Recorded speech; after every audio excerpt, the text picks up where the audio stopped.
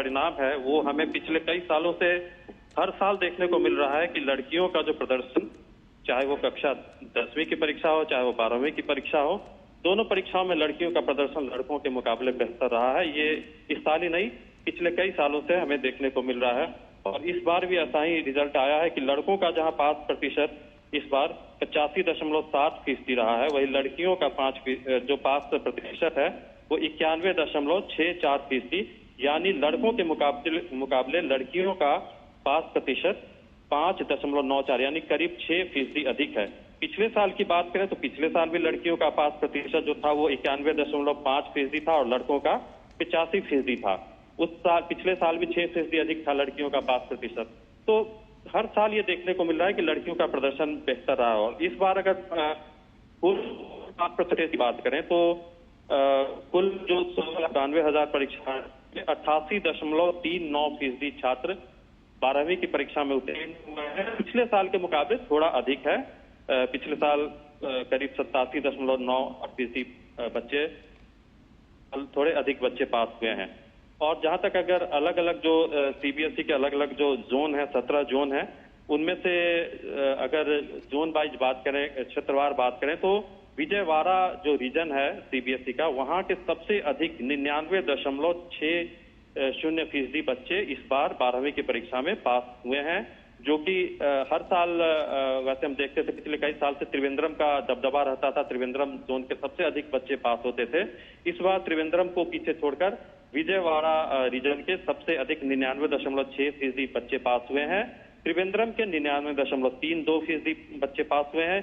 चेन्नई, उसके बाद चेन्नई का नंबर है जहां के 97.39% बच्चे पास हुए हैं। उसके बाद बेंगलोर और फिर दिल्ली रीजन का नंबर आता है। तो जो टॉप जो 3 अगर रीजन की बात करें तो जो दक्षिण के जो जोन है उन्हीं का दबदबा इस बार भी बरकरार है। और हर साल हम देखते हैं कि सरकारी स्कूल के बच्चे बाजी मारते हैं, उनका रिजल्ट हर साल बेहतर रहता है।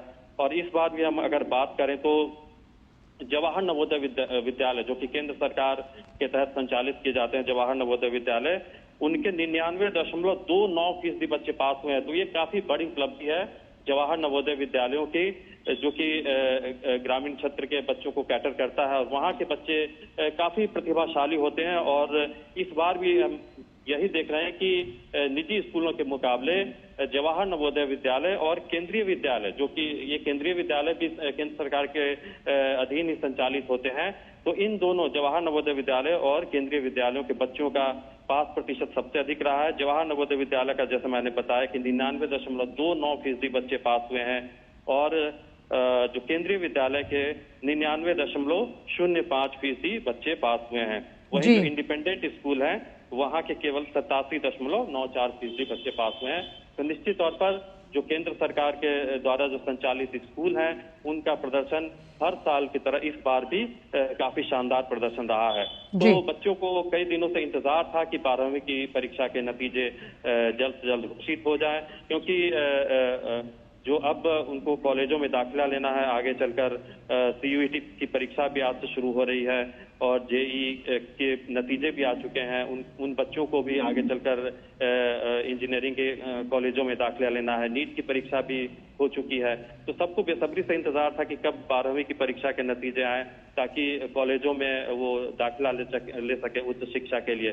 तो अब उनके इंतजार की जो घड़ी है वो समाप्त हो गई है और आज सीबीएसई की 12वीं के नतीजे आ गए। बिल्कुल निशांत, और इसके बाद आता है कि किस तरह से उनकी काउंसलिंग की जाएगी। और क्योंकि हमने देखा था कि जब ये एग्जाम शुरू होने थे उससे पहले प्रधानमंत्री ने परीक्षा पे चर्चा की, जहां पर उन्होंने कहा कि एग्जाम वॉरियर्स बनना है ना कि वॉरियर्स। तो ये काउंसलिंग पहले भी बच्चों के काम आई और उसके बाद की जो काउंसलिंग होती है करियर के पाथ को चूज करने में, ये भी एक अहम पड़ाव होता है एक छात्र की जिंदगी में।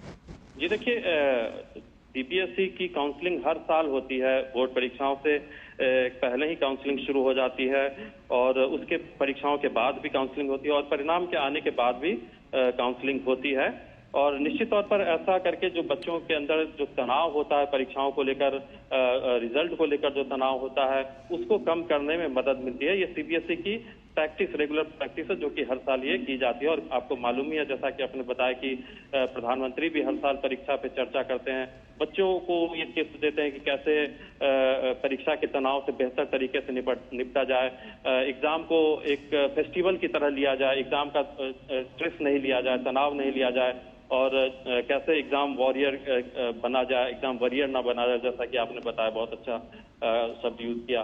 तो निश्चित तौर पर बच्चों में परीक्षा